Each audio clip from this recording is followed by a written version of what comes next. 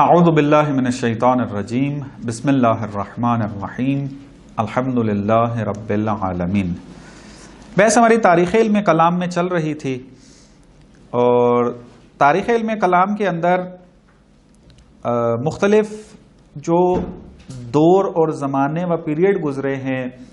علم کلام کے اوپر وہ آپ کی خدمت میں بیان کیے تھے کہ ہم پورے علم کلام کو 4 حصوں میں یا 4 زمانوں میں یا 4 مرحلوں میں تقسیم کر سکتے ہیں۔ ایک مرحلہ بیان کیا تھا کہ مرحلہ اصالت و استقلال تھا، ایک مرحلہ رقابت و اختلاط کا تھا، اور ایک مرحلہ جو ہے وہ یہاں پر کیا تھا، ادغام کا مرحلہ تھا کہ مختصر توضیح دی بھی تھی پچھلے درس میں، اور ابھی جب ایک ایک مرحلے پر گفتگو ہوگی تو وہاں اس کو مزید کھول کر بیان کریں گے۔ اور آخری مرحلہ جو ہے علم کلام کا وہ ہے احیاء و تجدید کا، یعنی دوبارہ سے علم کلام جو ہے وہ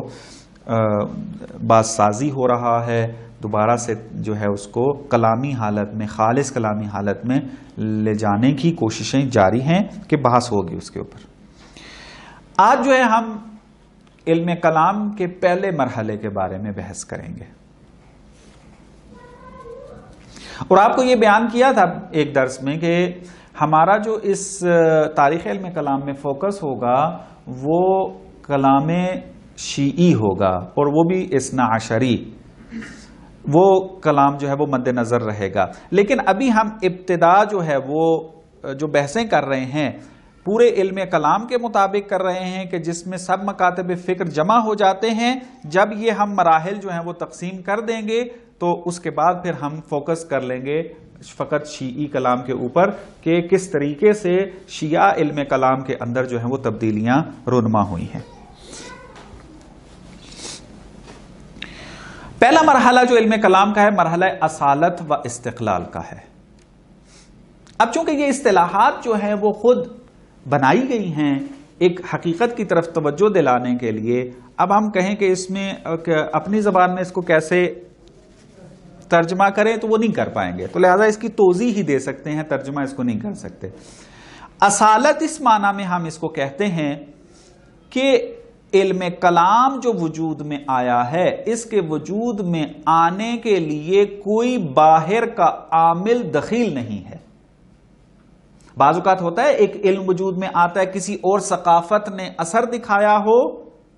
اور اس ثقافت کے اثر سے ایک علم وجود میں آ جاتا ہے، لیکن علم کلام ایسا نہیں تھا۔ علم کلام خود اسلام ہی کے بعض عوامل سے، بعض شرائط سے، بعض حالات کی وجہ سے پیدا ہوا ہے، چونکہ اسلام کے اندر جو اہم ترین ایک عنصر پایا جاتا ہے وہ عقیدہ ہے، اور اسی عقیدے کے اندر پھر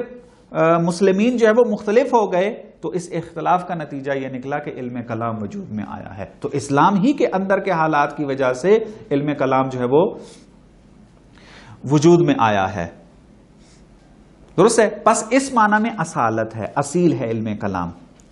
استقلال کس معنی میں کہہ رہے ہیں کہ علم کلام جب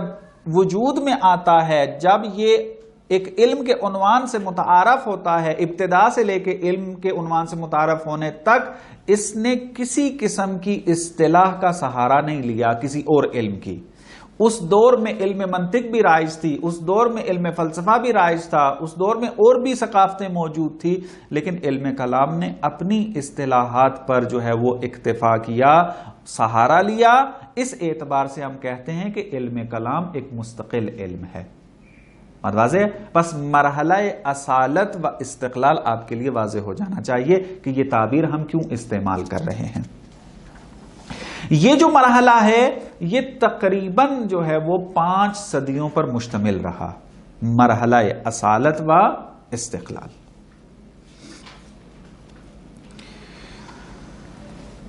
چونکہ یہ لمبا عرصہ گزرا ہے لہذا ہم اس مرحلے کو مزید 3 جو ہے وہ مرحلوں میں تقسیم کر دیتے ہیں، جزئی تقسیم کر دیتے ہیں، تاکہ ہر مرحلے میں کیا کیا رویداد اور حوادث رونما ہوئے اور کیا کیا عوامل اس میں آئے اس کو ہم یہاں پر بیان کر دیں گے۔ پس اس مرحلے کے ذیلی جو مراحل ہیں وہ یہ ہیں۔ پہلا مرحلہ یہ تھا کہ علم کلام نے جو ہے علم کلام متولد ہوا، پیدائش ہوئی علم کلام کی۔ دوسرا جو جزئی مرحلہ بنتا ہے اس کا وہ یہ کہ دوسرے مرحلے میں نظری طور پر علم کلام تدوین ہونا شروع ہو گیا، کلام نظری تدوین ہونا شروع ہو گیا، کہ کھولوں گا ان اصطلاحات کو، کلام نظری تدوین ہونا شروع ہو گیا۔ اور تیسرا جو جزئی مرحلہ ہے اس کے اندر وہ یہ کہ تیسرے مرحلے میں آ کر جامع اور منظم کتب تدوین ہونا شروع ہوئی علم کلام کے مطابق، علم کلام کی عقیدے کی جو منظم کتابیں تھیں اور جامع کتابیں تھیں اور سسٹمیٹک تھیں، منسجم تھیں، وہ اس تیسرے جزئی دورے کے اندر وجود میں آئیں، کہ جو ذیلی ہے کس کا؟ مرحلہ اصالت و استقلال کا۔ بس ہم اس پہلے جزئی جو مرحلے کو بیان کرتے ہیں اور اس کی خصوصیات بیان کرتے ہیں، کہ جہاں پر کلامی مباحث نے جنم لینا شروع کیا، اور یہ مرحلہ جو ہے وہ پیغمبر کی وفات سے شروع ہو گیا تھا، اور یہ ایک صدی کے آخر تک، یعنی پہلی صدی کے آخر تک یہ مرحلہ قائم رہا، یعنی پیغمبر کی وفات سے لے کر پہلی صدی کے آخر تک یہ مرحلہ جو ہے وہ قائم رہا۔ اس مرحلے کے اندر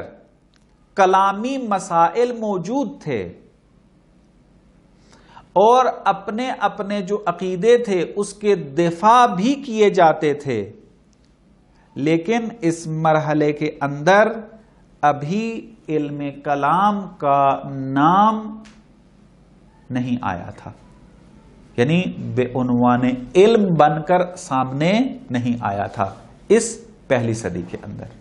لیکن مختلف مسئلے سامنے آئے، مسائل آئے، اور ان مسائل پر مجادلے بھی چلتے رہے، مناظرے بھی چلتے رہے، بحث و مباحثہ بھی ہوتا رہا، لیکن کیا تھا؟ وہ بے عنوان علم ابھی سامنے نہیں آیا تھا۔ یہ تقریباً ایک صدی تک یہی مسئلہ جو چلتا رہا۔ اس مرحلے میں کون سی اہم ترین بحثیں جو ہیں وہ سامنے آئی، اور مختصر سا میں نے پچھلے درس میں جو ہے وہ بیان کر دیا تھا، آج پھر اس کا نام جو ہے وہ لے لیتے ہیں، کہ اہم ترین جو مسئلہ پیغمبر کی وفات کے بعد شروع ہوا اور اس مرحلے میں کلامی مباحث کی شکل میں اس نے جو ہے وہ ظہور کیا، وہ مسئلہ امامت تھا۔ فوراً بعد پیغمبر کی وفات کے امامت کا مسئلہ شروع ہوا، اور مسلمین اس مسئلے میں مختلف ہو گئے۔ ایک قائل تھے کہ پیغمبر نے اپنا بلا فصل جانشین مقرر کیا ہے، اور دوسرا قائل تھا کہ جانشین مقرر نہیں کیا ہے بلکہ امت پر چھوڑ کر گئے ہیں۔ تو یہاں سے جدا ہو گئے، دو دھڑے بن گئے مسلمانوں کے، اور اپنے اپنے اس مسئلے میں دلائل دینے لگے، مناظرے کرنے لگے، دفاع کرنے لگے۔ یہ سلسلہ جو ہے اس طریقے سے چلتا رہا۔ دوسرا مسئلہ کہ جو وجود میں آیا اسی پہلی صدی کے اندر، وہ ایمان و کفر کا مسئلہ تھا، کہ جب جنگ صفین میں خوارج کے وجود، یعنی انہوں نے وجود پکڑا، ان کا وہ فرقہ الگ ہوا، جی حکمیت کے مسئلے میں، تو کیا مسئلہ تھا وہاں پر؟ جب سارا ایک واقعہ رونما ہو گیا، حکمیت جو ہے وہ قائم ہوگی، اور خود یہ مقصر تھے یہ خوارج جو ہے اس حکمیت کے اندر۔ مولا علی علیہ السلام تو حکمیت کے قائل ہی نہیں تھے، کیونکہ وہ حق تھے اور حق پر تھے اور ایک طریقے سے چل بھی رہے تھے، لیکن ان کی نادانیوں کی وجہ سے، ان کی جو ہے غفلتوں کی وجہ سے، ان کی بے بصیرتی کی وجہ سے مرحلہ یہاں آ پہنچا مسئلہ کہ حکمیت جو ہے وہ قائم کی گئی۔ اور بعد میں پھر کیا ہوا؟ جب دھوکہ کھا گئے تو اب یہ کہتے ہیں کہ حکمیت جو ہے وہ غلط تھا، اور جس نے حکمیت کے فیصلے کو قبول کیا ہے وہ گناہگار تھا، اور لہٰذا دونوں گروپوں کو توبہ کرنے کی ضرورت ہے۔ اور یہاں پر پھر ایمان و کفر کی جو ہے وہ وجود میں آیا گئی، وہ کہ گناہان کبیرہ کو حتیٰ انہوں نے کہا جو بھی گناہان کبیرہ کے اندر مبتلا ہو جائے اور مرتکب ہو جائے گناہان کبیرہ کا، وہ کافر ہے اور اس کا قتل جو ہے وہ واجب ہے۔ جس طرح کہ آپ دیکھیں کہ خوارج نے جب وجود میں آئے اور اپنی تھوڑا سا تشخص اور جو ہے وجود ان کا سامنے آیا تو انہوں نے کتنی قتل و غارت کی تھی، معاشرے کے اندر کتنے سختیاں جو ہے وہ لے کر آئے تھے اس کے اندر آ کر۔ بس یہ ایمان و کفر کا جو مسئلہ تھا یہ ایک سامنے آیا۔ ایک اور مسئلہ کہ جو اس زمانے کے اندر موجود تھا وہ قضاء و قدر کا تھا، اور بنی امیہ اس کا سہارا بھی لیتی تھی۔ حتیٰ آپ اگر کربلا کے واقعات کا مطالعہ کریں جا کر تو وہاں پر بھی ایسے الفاظ آپ کو ملیں گے بنی امیہ کے افراد کی طرف سے کہ یہ تو قضاء الہی تھی، اس میں تو کسی کا قصور ہی نہیں ہے۔ یا معاویہ کے اگر جو ہے وہ اقوال کو دیکھیں جا کے تو وہ بھی بعض اوقات وہ یہی اس قسم کے جملے ادا کرتے ہیں، یعنی قضاء و قدر کے مسئلے کا سہارا لے کر عوام کو بے وقوف بناتا تھا، اور باقی لوگوں نے بھی کرنے کی کوشش کی اور اس مسئلے کو ہوا دی بہت زیادہ، اور اس کے اندر پھر مختلف جو ہے وہ فرقے سامنے آئے، بعض انسان کو مختار مانتے رہے اور بعض جو ہے انسان کو مجبور مانتے رہے آ کر، اور انہوں نے اس کو سیاسی طور پر ہوا بھی دی ہے۔ اور ایک مسئلہ جو اسی پہلی صدی کے اندر جو ہے وہ سامنے آیا وہ صفات الہی کا مسئلہ تھا کہ خداوند متعال اگر متکلم ہے تو یہ کلام الہی حادث ہے یا قدیم ہے۔ تو اب یہاں پہ فرقے جو ہے وہ وجود میں آئے، قتل و غارت ہوئی، سیاسی استفادے ہوئے، جیل ہوئی۔ بہرحال یہ ایک پوری داستان ہے کہ ان تمام پوری داستانوں میں نہیں جانا۔ بس پہلے مرحلے کی خصوصیت یہ ہے کہ اس مرحلے کے اندر کہ جو جزئی مرحلہ ہے کہ اس میں کلامی مباحث تو موجود تھیں لیکن یہ منظم نہیں تھی، اور اس وقت علم کلام بھی وجود میں نہیں آیا۔ کلامی مباحث موجود تھی لیکن علم کے طور پر علم کلام وجود میں نہیں آیا تھا۔ دوسری جو خصوصیت ہے اس مرحلے کے اندر، یہاں پر بحثیں شفاہی طور پر موجود تھیں، کتبی طور پر نہیں۔ یعنی یہاں پر ایک دوسرے سے جب بحث و مباحثہ ہوتا تھا، جب ایک دوسرے کو قانع کرنا ہوتا تھا، ایک دوسرے تک مطالب منتقل کرنے ہوتے تھے تو کتابت کا سہارا نہیں لیتے تھے۔ مثلا آج کے دور میں آپ دیکھیں کہ اگر معاشرے کے اندر کوئی بھی تبدیلی رونما ہوتی ہے، اگر عقائد کو خطرہ ہوتا ہے تو سب سے پہلے جو کام کیا جاتا ہے فوراً کوئی نہ کوئی کتاب لکھ دی جاتی ہے تاکہ جو پڑھنے والا طبقہ ہے وہ اس کتاب کو پڑھ کے اپنے عقائد کی تصحیح کر سکے۔ لیکن اس دور کے اندر ابھی یہ سلسلہ نہیں تھا، شفاہی طور پر موجود تھا، گفتگو کے ذریعے جو ہے مباحث ایک دوسرے کی طرف جو ہے وہ منتقل ہوتی تھی، لیکن کتبی طور پر ابھی یہ وجود میں نہیں آیا تھا۔ تیسری جو خصوصیت ہے وہ یہ کہ اختلافات ہونے کے باوجود ابھی تک فرقے ایک دوسرے سے جدا نہیں ہوئے تھے۔ یعنی جس طرح کے بعد والے مرحلے میں ہم پڑھیں گے جا کر کے وہاں شیعہ اہل سنت سے جو ہے وہ جدا ہو گیا، پھر اہل سنت کے اندر معتزلہ کا فرقہ جو ہے وہ اشاعرہ سے جدا ہو گیا، ٹھیک ہے، اہل حدیث جو ہیں یہ سب سے جدا ہو گئے، خوارج الگ الگ جو ہے وہ ان کی مرز بندی ہو گئی۔ اس طریقے سے نہیں تھا، ایک دوسرے سے جدا و متمایز نہیں تھے، ممتاز نہیں ہوئے تھے، ابھی الگ الگ نہیں ہوئے تھے۔ اختلاف موجود تھا، کلامی بحثیں بھی موجود تھی، لیکن ابھی فرقے جو ہیں وہ وجود میں نہیں آئے تھے۔ تو یہ تین اہم خصوصیات تھیں اس پہلے دورے کے اندر جو 100 صدی کے اندر موجود رہی، یعنی پیغمبر کی وفات سے لے کر 100 تک یہ پورا ایک پیریڈ تھا جس کے اندر یہ صورتحال موجود رہی ہے۔ اس کے بعد جو دوسرا مرحلہ آیا، مرحلہ اصالت و استقلال کا دوسرا مرحلہ، وہ یہ تھا کہ کلام نظری جو ہے اس نے جنم لینا شروع کیا۔ کلام نظری سے کیا مراد ہے اس کو میں تھوڑا سا وضاحت کر دوں۔ پہلے دورے کے اندر جو کلامی مباحث موجود تھیں وہ اکثر مباحث عمل کے ساتھ مربوط تھیں، عملی تھیں و سیاسی تھیں۔ مثلا آپ دیکھ لیں امامت کا مسئلہ بھی ایک سیاست سے مربوط تھا، ایمان و کفر کا مسئلہ بھی عمل کے ساتھ مربوط تھا، درست ہے؟ قضاء و قدر کا مسئلہ بھی جو کیا ہے انسانی عمل کے ساتھ مربوط ہے۔ یعنی معاشرے کے اندر جو عملی و سیاسی مسائل اٹھتے تھے پہلے دور میں اس قسم کی مباحث کا رنگ موجود تھا، اور اسی وجہ سے بعض ماہرین نے پہلے دورے کو کلام سیاسی کا نام دیا ہے، چونکہ وہاں پر سیاست کے نتیجے میں جو ابحاث سامنے آتی تھی اور ایک دوسرے سے اختلاف ہوتا تھا تو وہ بیشتر اس زمانے میں تھی، تو لہذا کہا یہ پہلا جو زمانہ تھا کلام کا، کلامی مباحث کا، اس کو کلام سیاسی کہا جاتا ہے۔ پس پہلے دور کے اندر جو کلامی مباحث تھی وہ عملیاتی تھی، عملی تھی و سیاسی تھی، عملی کے اوپر توجہ زیادہ کیجیے۔ لیکن دوسرے مرحلے میں کیا ہو گیا، عملی بحثوں کے ساتھ ساتھ نظری بحثوں کا بھی اضافہ ہو گیا،